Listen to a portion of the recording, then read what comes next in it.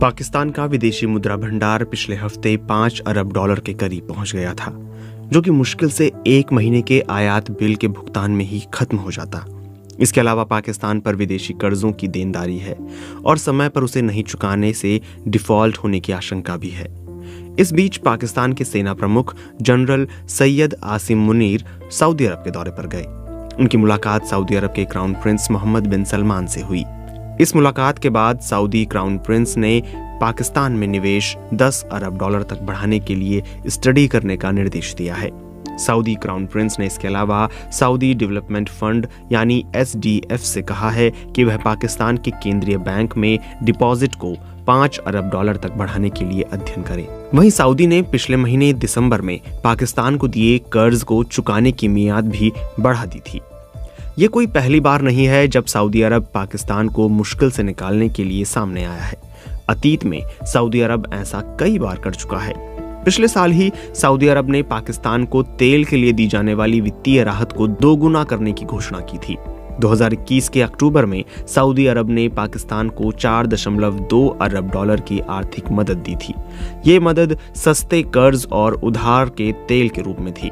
शहबाज शरीफ पिछले साल अप्रैल में पाकिस्तान के प्रधानमंत्री बने हैं और तब से 2 बार सऊदी अरब जा चुके हैं।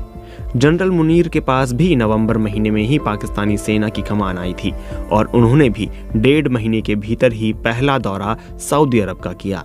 कहा जाता है कि सऊदी अरब पाकिस्तान में राजनीतिक नेतृत्व से ज्यादा वहां की फौज की सुनता है और जनरल मुनीर के जाने के बाद क्राउन प्रिंस की यह घोषणा इसे और बल देती है। एक सवाल ये भी उठता है कि सऊदी अरब आखिर पाकिस्तान की हर बार मदद क्यों करता है। सुन्नी बहुल देश सऊदी अरब और शिया बहुल ईरान के बीच अरब दुनिया में वर्चस्व को लेकर प्रतिद्वंदिता रही है। ईरान और सऊदी अरब के रिश्ते शत्रुता भरे हैं।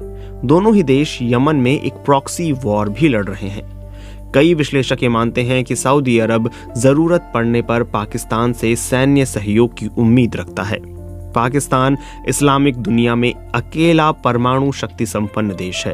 पाकिस्तान सऊदी अरब और शाही परिवार की सुरक्षा के लिए काफी अहम माना जाता है। फ्रांस में रह रहे पाकिस्तान के निर्वासित अवार्ड विनिंग पत्रकार ताहा सिद्दीकी ने अल जजीरा में 16 फरवरी 2019 को प्रकाशित एक लेख में लिखा था कि सऊदी अरब पैकेज और निवेश के वादों के जरिए आर्थिक रूप से तंगहाल पाकिस्तानी सरकार की वफादारी खरीदने की कोशिश करता है और अपने हिसाब से पाकिस्तानी सीमाओं पर नीतियां बनवाता है। सऊदी अरब ने पाकिस्तान को सिर्फ कर्ज ही नहीं दिया बल्कि धार्मिक आधार पर भी मदद की। पाकिस्तान की मस्जिदों और मदरसों को सऊदी अरब से चैरिटी भी मिली। अमेरिका सऊदी अरब का मित्र देश है। पाकिस्तान अमेरिका के लिए भी अहम रहा है।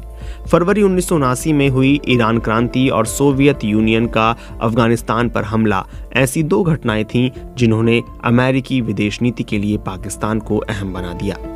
वहीं हाल के सालों में सऊदी अरब और अमेरिका के बीच दूरियां भी नजर आई हैं। यमन युद्ध भी सऊदी अरब और अमेरिका के बीच रिश्तों में कड़वाहट की एक वजह है। सऊदी अरब को लगता है कि अमेरिका ने उसकी मदद नहीं की।